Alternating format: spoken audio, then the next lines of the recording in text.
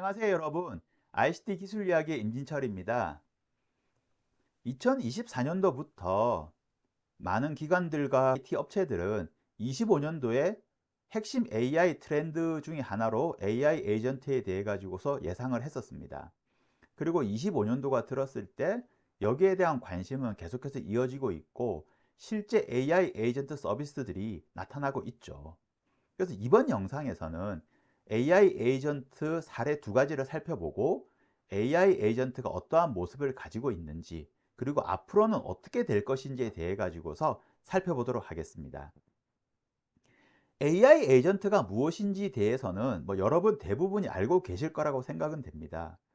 지난 9월 달에 구글에서는 AI 에이전트 100사를 발간을 했는데 거기에서 보게 되면은 AI 에이전트는 주어진 도구를 활용해서 세상을 관찰하고 이것을 기반으로 해서 목적을 달성하는 애플리케이션이다 라고 정의를 내리고 있습니다. 그리고 중요한 특성으로서 에이전트는 자율적이고 인간의 개입 없이 독립적으로 활동한다 라고 얘기를 하고 있죠. 이러한 정의를 통해서 구글이 생각하는 AI 에이전트의 특성을 몇 가지 우리가 한번 살펴볼 수가 있습니다. 첫 번째가 AI 에이전트에게는 목적이 주어지고 그리고 이 에이전트는 그것을 달성하기 위해서 시도를 한다는 것이죠. 그리고 두 번째는 AI 에이전트에게 목적 달성을 위해서 도구가 주어지는데 이 에이전트가 그 도구를 활용을 해서 목적을 달성한다는 것입니다. 그리고 세 번째는 인간의 개입 없이 독립적으로 활동을 해서 그 결과를 가져오는 것이 바로 AI 에이전트가 가지고 있는 특성이다. 이렇게 우리가 정의를 한번 내려볼 수가 있습니다. 그래서 기존의 챗GPT 같은 서비스와는 차이가 좀 있습니다. 챗GPT 같은 경우에는 우리가 질문을 하면은 답변을 주고 그리고 검색을 요청하게 되면은 그 검색에 대한 결과 정보를 제공을 해 줍니다. 그런데 이거는 업무 자체는 아니죠. 우리가 업무를 달성하고 업무를 해결하기 위해서 자료를 요청을 하고 어떠한 정보를 요청을 한 것이고 그것을 제공해 준 것이죠. 하지만 AI 에이전트는 업무 자체를 수행을 해서 그 결과를 가져준다는 측면에서 분명히 기존 서비스와는 좀 차이가 있습니다. 그래서 실제 AI 에이전트 사례를 살펴보면은 첫 번째가 지난 1월 달에 오픈을 한 오픈 AI의 오퍼레이터입니다. 이거는 오픈 AI에서도 설명을 했다시피 웹 브라우저에서 사람을 위해서 어떠한 태스크, 업무를 수행하는 AI 에이전트입니다. 그래서 사람처럼 웹페이지에서 타이핑도 할 수가 있고 클릭도 할 수가 있고 스크롤링도 가능하죠. 이러한 능력이 있기 때문에 주어진 양식의 글을 쓴다든지 그리고 물품을 구매한다든지 이런 것들이 가능합니다. 아직까지는 미국 내에서만 서비스가 가능하고 월 한 $200 정도의 이제 구독료가 이제 발생을 하는 서비스입니다. 자료도 찾을 수 있고 호텔도 예약할 수 있는데 아직은 앞에서 구글이 얘기한 것처럼 인간의 개입이 전혀 없이 독립적으로 활동할 수는 없습니다. 중요한 순간에 인간이 개입을 해야 되는 약간은 불완전한 AI 에이전트라고 볼 수가 있죠. 그리고 오픈 AI가 발표를 한 자료를 보게 되면은 이 오퍼레이터를 구동하는 것은 이제 쿠아라는 것인데 이 쿠아라는 것이 GPT-4o하고 그리고 고급화된 추론 기능이 결합되어진 모델이다라고 설명을 하고 있습니다. 그래서 쿠아라는 거, 컴퓨터 유징 에이전트라고 부르게 되는데 이거는 GUI, 우리가 그래픽 유저 인터페이스라고 하죠. 를 조작을 해서 컴퓨터 애플리케이션하고 인터랙션하고 그것을 컨트롤해서 활동을 하는 소프트웨어 에이전트입니다. 그래서 엔트로픽에서는 컴퓨터 유저라고 보통 부르고 있고 기존에 이거하고 유사한 활동을 했던 게 이제 RPA라는 것이 있었습니다. 그런데 겉보기에는 유사할지 모르겠지만은 상당히 차이가 큽니다. RPA 같은 경우에는 사전에 어떻게 행동을 해라, 무엇을 해라라는 규칙을 다 정의해 두게 됩니다. 그리고 실제 인간이 한번 시범을 보이고 그것을 녹화를 해두죠. 그러면 RPA는 인간이 정한 규칙과 그리고 인간이 시범을 보여서 녹았던 그 녹화 내용대로 그대로 재현을 할 뿐입니다. 하지만 쿠아는 그게 아니죠. 쿠아는 어떤 목적이 주어지게 되면은 스스로 인지를 하고 추론을 하고 행동을 해가지고서 그 목적을 달성을 해내는 것이죠. 그래서 RPA하고 겉으로는 유사하지만은 상당히 크게 차이가 있다라고 우리가 생각을 해볼 수가 있습니다. 그리고 이 쿠아는 벤치마크 점수가 있습니다. OS 월드와 웹 아레나, 웹 보이저라는 세 가지 벤치마크 점수가 있는데, 이 OS 월드 같은 경우에는 멀티모다 에이전트, AI 에이전트의 학습과 평가를 위한 컴퓨팅 환경입니다. 그래서 이 OS 월드를 이용해 가지고서 에이전트가 일반적인 컴퓨터 능력이 어떻게 되는지를 한번 알아볼 수 있는 테스트 환경으로 활용을 해볼 수가 있습니다. 사람이 컴퓨터를 가지고서 여러 가지 활용을 하죠. 여러 가지 활동을 하는데 그것과 유사하게 AI 에이전트도 그러한 활동을 얼마나 해낼 수 있는지를 알아보게 되는 것이죠. 그래서 파일을 탐색한다든지 문서를 편집한다든지 이러이러한 태스크들이 평가 항목으로 들어가 있고 모두 369가지의 평가 항목을 가지고 있습니다. 그래서 오퍼레이터가 이 테스트를 했을 때 38%의 성공률을 보였다고 합니다. 근데 인간이 72.4%니까 아직은 인간에게는 많이 좀 못 미치는 그러한 정확도를 나타내고 있죠. 하지만은 초창기에 비해 가지고는 상당히 개선이 됐습니다. GPT-4를 가지고서 이 OS 월드 테스트를 했을 때 한 12% 정도의 성공률을 보였다고 합니다. 뭐 거기에 비해서 3배가 넘는 성공률이니까 상당히 그 정확도가 올라갔다. 이렇게 이제 우리가 한번 알아볼 수 있죠. 두 번째가 이제 웹 아레나인데, 이거는 AI 에이전트가 웹 기반의 태스크를 얼마나 잘 처리하는지를 평가하는 환경입니다. 그래서 여기에는 4가지 테스트 환경을 자체적으로 가지고 있습니다. 전자상거래, 토론 커뮤니티, 그리고 깃허브 같은 협업 개발 플랫폼, 그리고 콘텐츠 관리, 이 4가지의 웹 기반의 사이트를 가지고 있고, 그리고 여기에서 3개의 카테고리별로 테스트를 하게 되어 있죠. 그래서 벤치마킹 테스트를 위해 가지고서 812개의 샘플 태스크들이 주어지게 되고 이것을 기반으로 해서 실제적으로 테스트가 이루어지게 됩니다. 그래서 오퍼레이터는 58% 정도의 성공률을 보였다고 합니다. 인간이 78%니까 아직까지 그 차이는 좀 난다라고 할 수가 있죠. 그리고 세 번째가 웹 보이저라는 테스트인데, 이거는 웹사이트의 사용 능력을 테스트하는 벤치마크입니다.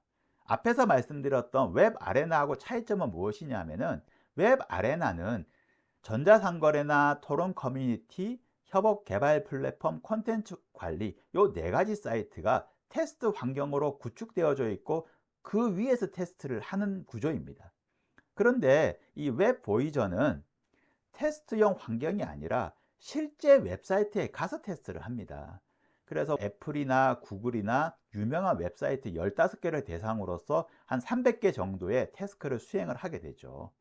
그리고 테스트하는 항목도 뭐 예를 들어서 애플의 웹사이트에 가가지고서 뭐 아이팟 액세서리 뭐 스마트 폴리오를 검색을 해봐라. 그리고 가까운 매장이 어딘지 찾아달라. 뭐 이렇게 웹 아레나에 비해서는 훨씬 더 단순한 내용으로 많이 구성되어져 있습니다. 그래서 보시는 것처럼 오퍼레이트의 성공률도 웹 아레나에 비해서 상당히 높죠. 그리고 실제 오픈 AI에서도 이렇게 높은 성공률에 대해서 설명을 하기는 웹 보이저는 웹 아레나에 비해서 단순한 항목으로 구성되어져 있기 때문에 이렇게 성공률이 높다라고 설명을 하고 있습니다. 그리고 두 번째 AI 에이전트 사례가 루프트 한자 항공입니다. 루프트 한자 같은 경우에는 2016년도부터 이제 대화형 AI에 대해 가지고서 많은 연구를 해왔습니다. 그래서 초기에 챗봇 서비스도 제공을 하고 있었는데, 이제 코비드 19으로 인해 가지고 팬데믹이 발생을 하게 되니까 이게 상황이 너무 급변을 했습니다. 먼저 항공의 변동성이 너무 커졌죠. 그리고 현장에서 근무하는 인력들이 뭐 코로나에 걸린다든지 이렇게 해서 이탈을 하게 되니까 현장 인력도 부족하게 되고, 그로 인해 가지고서 고객센터의 부하가 말 그대로 폭증을 했습니다.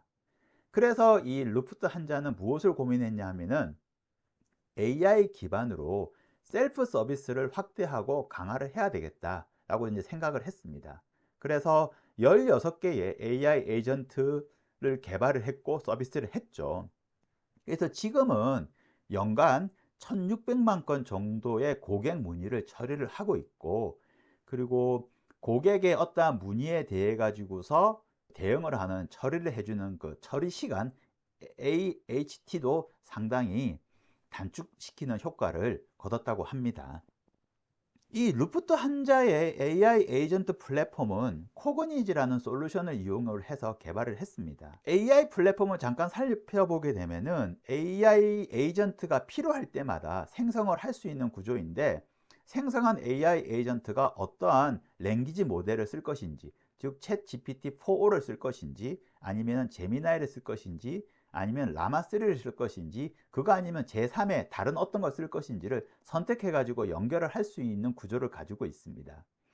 그리고 기업 내부 시스템과 연계를 위해서 기본적인 API들을 대부분 가지고 있고, 그리고 특별한 어떠한 특정한 시스템이다 그렇다면 그것을 위한 API를 개발해내는 그런 구조를 가지고 있죠.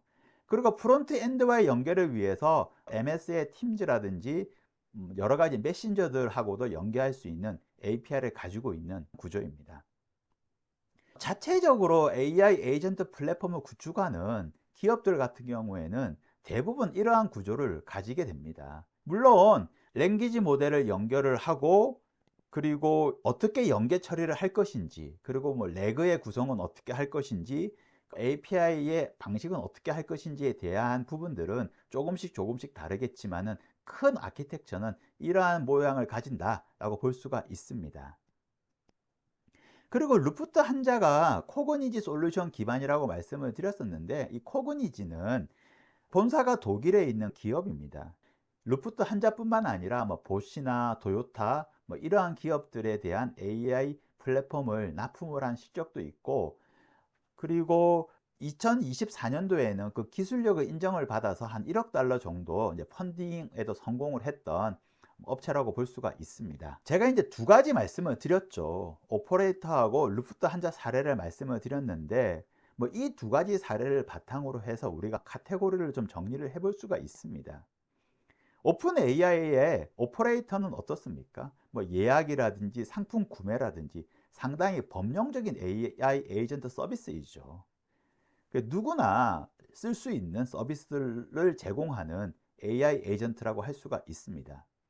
하지만은 루프트 한자 사례 같은 경우에는 루프트 한자의 항공 업무와 그 기업의 항공 서비스에 적용되어진 AI 에이전트죠. 쉽게 말해서 범용성에서 차이가 있습니다. 그리고 두 번째는 AI 에이전트를 구축하고 운영하는 관점으로 봤었을 때, 오퍼레이터는 오픈 AI에서 제공하는 서비스를 SaaS 형태로 쓰면 되는 것이죠. 그런데 루프트 한자는 AI 에이전트 플랫폼을 자체적으로 구축을 하고 운영을 하고 있습니다. 이 부분이 또 큰 차이점이죠. 그래서 개발과 운영, 독립성이라는 측면에서도 차이가 분명히 있습니다. 그래서 이것을 뭐 2x2 매트릭스로 잠깐 보게 되면은 X축을 범용성, Y축을 구축 운영 독립성이라 봤었을 때에, 오퍼레이터는 2사분면에 루프트 한자는 4사분면에 위치를 하게 될 것으로 우리가 알 수가 있습니다. 앞으로의 AI 에이전트 시장은 이러한 두 가지 양상을 가지지 않겠는가 라고 생각을 해봅니다. 오퍼레이트처럼 범용 서비스를 제공하는 AI 에이전트가 있고, 그리고 루프트 한자처럼 특정 기업, 특정 업무에 커스텀된 AI 에이전트를 제공하는 서비스가 있지 않겠는가, 이렇게 생각을 해봅니다. 그리고 이 범용 AI 에이전트는 오픈 AI나 구글처럼 빅테크 업체 중심으로 이루어질 확률이 높고, 그리고 커스텀 AI 에이전트는 전문 AI 에이전트 플랫폼 업체를 중심으로서 이루어지지 않겠는가 생각을 해봅니다. 그리고 2025년도가 AI 에이전트의 본격 확산이 되어지는 원년이 될 거는 같은데, 사실은 메인스트림으로 완전히 확산되기에는 좀 더 시간이 걸리지 않을까 예상을 해봅니다. 그 이유는 첫 번째가 기술 성숙도가 좀 더 성장할 필요가 있습니다. 제가 앞에서 오퍼레이터의 OS 월드 벤치마크 점수하고 그 다음 웹 아레나의 벤치마크 점수, 이러한 벤치마크 점수를 말씀드렸었는데, 인간하고 비교했을 때 아직까지는 많이 못 미치죠. 그래서 믿고 맡기기에는 아직은 부족한 정확도라고 할 수가 있습니다. 그러한 측면에서 좀 더 기술이 발전해야 된다, 이렇게 볼 수가 있고, 두 번째는 사회적인 제도와 주변 환경이 AI 에이전트를 수용할 수 있게끔 변화가 돼야 됩니다. 제가 앞에서 오퍼레이터가 아직은 완전히 독립적이지 못하고 인간의 개입이 필요하다라고 말씀을 드렸는데, 개입이 어디가 필요한가를 보게 되면은 로그인을 한다든지, 그리고 결제를 한다든지, 이러한 부분입니다. 상당히 중요한 영역들이죠. 우리가 현재 쓰고 있는 시스템들과 서비스들은 대부분 사용자가 인간이라는 가정 속에서 대부분 만들어졌고 운영이 되고 있습니다. 그런데 이 AI 에이전트는 인간이 아니기 때문에 이 AI 에이전트를 사용자로서 인식할 수 있는 변화가 필요하다는 것이 있죠. 그리고 이렇게 AI 에이전트를 사용자로서 인식하게 되는 것은 기술적인 변화뿐만 아니라 제도적인 변화가 분명히 필요합니다. 예를 들어서 AI 에이전트가 상품을 구매했는데 잘못됐다. 그러면은 책임 소재를 어떤 식으로 어떻게 따질 것인가? 두 번째는 AI 에이전트에게 얼마만큼의 권한을 부여할 것인가? 이러한 것들에 대한 기준이 필요하죠. 이러한 것들을 때문에 변화가 돼야 된다, 이렇게 좀 설명을 드릴 수가 있습니다. 2001년도에 AI라는 영화가 개봉이 됐었습니다. 여기에 영화를 보게 되면은 주인공이 운전하는 장면이 나오는데, 이때에는 기본이 자율주행 모드입니다. 그런데 이제 주인공이 스스로 수동 운전을 하려고 이제 모드를 바꾸죠. 그러니까 옆에 동승한 사람이 지금 우리가 아주 빠르게 달리고 있어서 수동 운전은 안 되고 자동 운전으로 해라 라고 이제 얘기를 하는 이제 장면인데, 이것처럼 우리도 언젠가는 업무를 할 때 AI 에이전트가 먼저 우선시 되는 날이 언젠가는 오겠죠. 그 원년이 바로 2025년도가 될 수도 있고요. 근데 아직은 거기까지 가기에는 말씀을 드린 것처럼 기술적인 성숙도와 사회 제도적인, 그리고 AI 에이전트에 대한 기준적인 측면에서 좀 더 많은 성숙이 필요하다, 이렇게 좀 설명을 드릴 수가 있습니다. 예, 오늘 영상은 여기까지고요. 저는 다음에 또 다른 주제로 찾아뵙도록 하겠습니다. 지금까지 ICT 기술 이야기 임진철이었습니다. 감사합니다.